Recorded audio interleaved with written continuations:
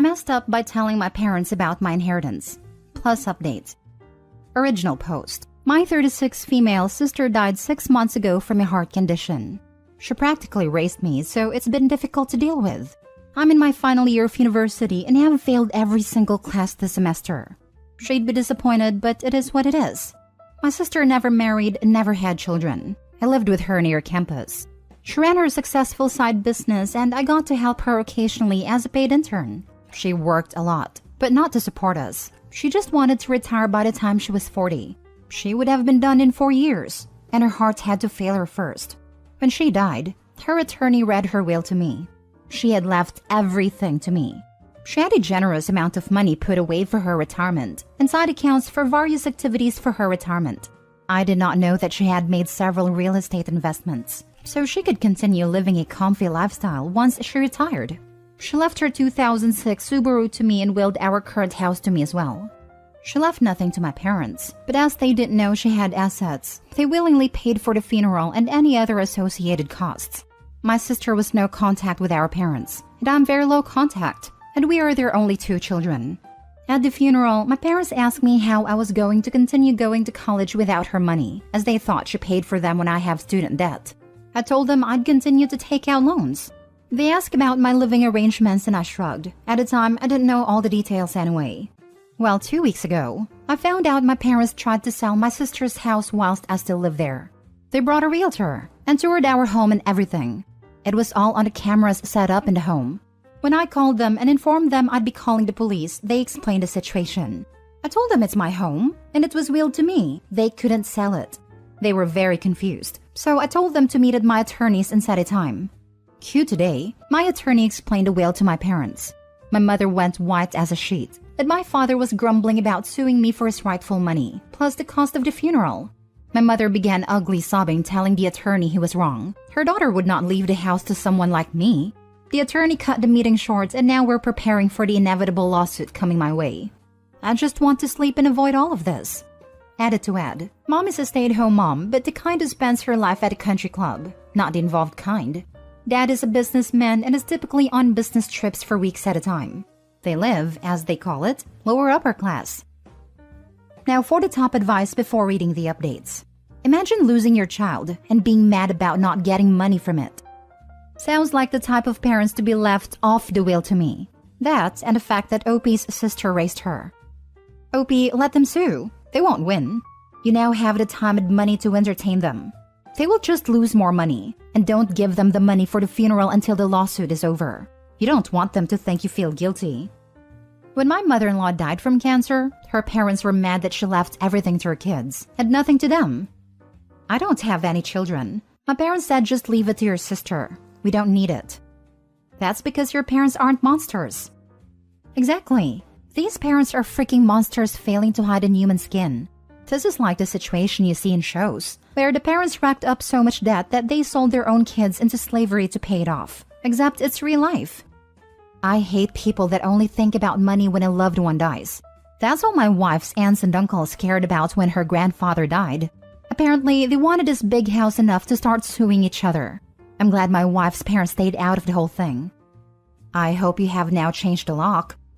I haven't yet, but you make a good point. I'll get on that today. Question: how did your parents have a key to her house when she has no contact with them? I gave them a key after she passed. Mistake on my part. Now for the first update. I didn't expect this to blow up, to be honest. Thank you everyone for the support. I've gotten to read almost all the comments and I feel a lot less anxious now.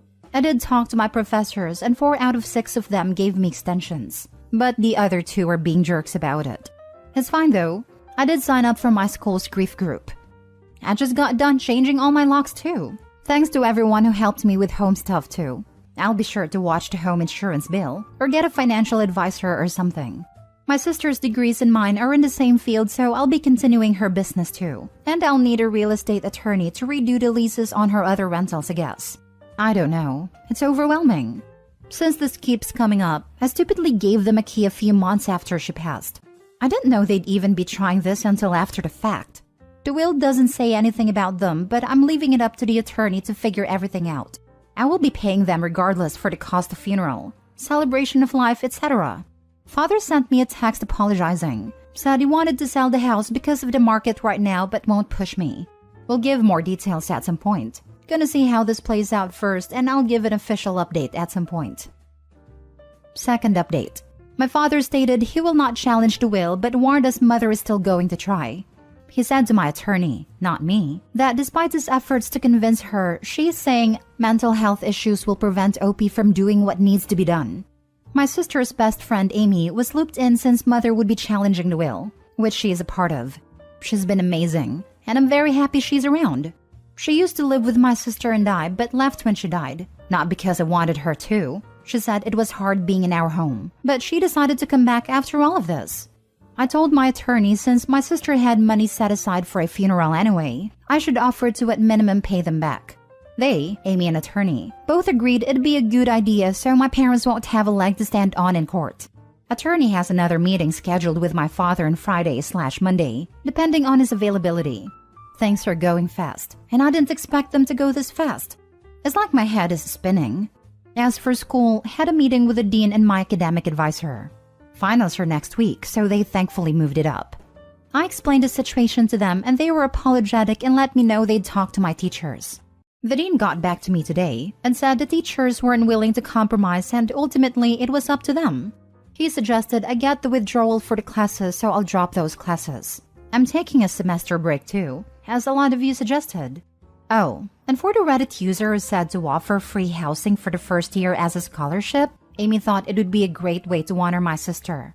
Not sure the process for that, but Amy said she'd help me figure it out once I'm out of school. I'm happy Amy's back at home. Doesn't feel quite as empty as it did before. I'll update again if there's any other developments. But for now, I'm gonna log out and let my attorney handle this. Thank you everyone for the advice. Grief screws with people, eh? Sounds like your dad has calmed down, but your mom has got her eyes on a payload. With time, hopefully it all settles without costly court drama. Good luck. Someone recommended reading stuff on r/justknowmother-in-law, and a lot of the stories have behavior that my mother exhibits, so it wouldn't shock me if she was one of those. I'm still being wary of Dad because he is a businessman and this could be another trick. But for now, it is what it is. He might have only gone along with it in the beginning to keep peace with your mom. Or he may be playing the good cop. It's odd that he still tried to convince her to sell the house because of the market. Why would that matter to him if he's not going after any of her money? The sister said she wanted the house to be used for student housing. Why would he advocate going against her wishes? Seems fishy to me. Might be a good idea to find a therapist/counselor to help you through all this. Dealing with the loss of a close family member is hard enough, but adding the stress of dealing with the extra legal drama isn't making it easier. Check with your lawyer. But if your mom tries to pull the mental health card to gain control, you'd potentially have them as a witness to counter your mom's mental health shenanigans. Good luck and I'm sorry for your loss. Now for the third and final update. I wanted to keep it mostly vague, but update you all. We settled prior to court for an undisclosed amount. She agreed to drop some things like slander, if I agreed to drop some things like emotional distress. Side note, those are just examples, and most definitely not the things we discussed. We both came to the agreement that I could post whatever the heck I want. Dad pushed the whole freedom of speech stuff. I said I wouldn't let her take it down from me, but honestly, I was just too exhausted from it. I can't go into much detail, but I may make a new account and start posting all the crap my mother has put me through. Since everyone, meaning my parents, knows about this one now. Amy's still being an awesome mama bear, and I was looking into adult adoption or at minimum changing my last names to hers. I want no ties to my parents. Anyway, thanks for the support and love. And yes, my father has been refunded for anything funeral related. Death and money brings out the worst in people. Relatives lining up to get their hands on the assets of the deceased. I have seen this happen a number of times, and it is freaking depressing. To everyone out there, spend the money and get a good quality will written up by a lawyer who knows their stuff. Absolutely this. Husband's father died last year, and it has been an absolute nightmare to deal with his wife. She's kind of been a gold digger for years, and his death has not stopped her. Things rightfully in my husband's name, she's attempted to take her outright stolen. Get the ironclad will. It's worth the money. Also, go through your home about every 6 months to a year and document everything expensive you own. Update the list when you make big purchases. Someday it might really help out your children. This was not done with my husband's father, unfortunately, so some of the stuff his stepmom has stolen are gone forever since there was no good way to prove they existed. Jesus, this is my sister right now. She's trying to keep me out of everything. Retirement fund? Sorry, but I'm listed as a beneficiary. Life insurance? Not only am I a beneficiary, I'm primary while she's secondary. The house? Yeah, so that's in a trust with a total of 5 people in it. I'm the tiebreaker. Mom's jewelry? Mom gave me mine months ago. Loved her face when I purposely wore a specific necklace that was actually worth something to Christmas dinner. My house? Heifer. That's been mine for years. No, we won't be selling it so that we can split the proceeds, because your butt has 6 figures in student loan debt, a shopping addiction, and an inability to live within means. It's my freaking house. I live here. Mom's bank accounts? She messed up there and used Mom's debit in front of our dad, and he financially cut her off. Her excuse? I'm power of attorney. Yeah, so that ended when Mom died. She's an attorney, by the way. I'm watching this crap show like, well, this is gross.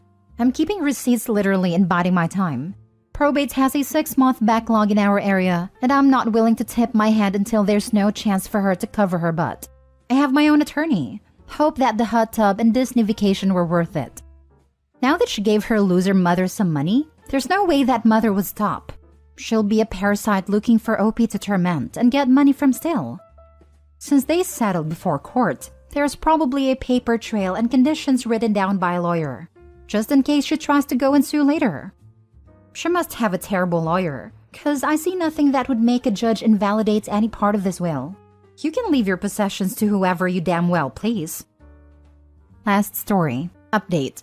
Am I the a-hole for telling my brother why I don't talk with our father? Original post. I, 32 male, have not a good relationship with my dad. The reason being the pressure he put me on. If I had anything less than a 90 over 100, he would be disappointed with me and tell me I was a failure and I would never be anyone in life. I still remember he and my mom, 59 female, fighting. She always defended me saying I was doing my best, but he would always scream that my best wasn't enough. When I was 12, I got 83 out of 100 in a math test and I freaked out. I remember coming home crying. Thankfully, my dad was at work, and I begged my mom to not tell my dad. I guess seeing a 12-year-old boy freaking out over a grade that even teacher thought was grade was enough, Mom divorced my dad. I believe that was the moment he understood he screwed up and tried to apologize. My mom always wanted me to have a good relationship with my dad, and I would stay with him 1 weekend a month. At 16, he had my brother with my stepmom, and I had to watch the same man call me a failure be the best dad to my brother. Then at 18, I cut my dad and his family off, with the exception of my grandparents and my uncle. 1 year ago, my grandfather passed away, and at his funeral I saw my dad and his family. My dad briefly looked at me, and then turned his head down in shame. My uncle came up to me. He said he understood if I did not want to talk to my dad, but asked if I would talk with my brother. I said yes, and I met with him outside. We had a great conversation, and in the last year, he has met my wife and children, and we have a good relationship. A few days ago, my brother asked why I don't talk to our dad. I told him what I wrote here and more. In the end, I told him our dad wasn't good to me, but that did not mean he should stop talking to him as well. Yesterday, my uncle called me and said my brother and my father fought because of what I shared with my brother. Now for the top comments before reading the update. Childhood trauma is very hard to move past because it happens in our formative years. I know this from personal experience. You weren't trying to cause problems, just explain why you do what you do. I had the same kind of talk with my brothers about 20 years ago, not the a-hole. That's the worst bit, isn't it? That your real memories and experiences are seen as dredging up the past and causing drama. As if survivors can simply make everyone else comfortable if we'd stop talking about how much pain we're still in years later. Not the a-hole, clearly. That method of thinking makes me shake with fury. It's like people saying that the life of the person who did harm shouldn't be ruined over a mistake. It takes zero account of how the victim will forever carry that trauma. That even after decades of therapy, it can still peek out and mess things up. My favorite line was, keeping the peace. Whose peace? Sure as heck wasn't mine. After all the life experience you have now, you might realize that he was far from perfect. And that when his wife divorced him for treating you badly, he finally took stock of who he was. And because he lost you and his wife due to immature, unreasonable behavior, he changed his ways.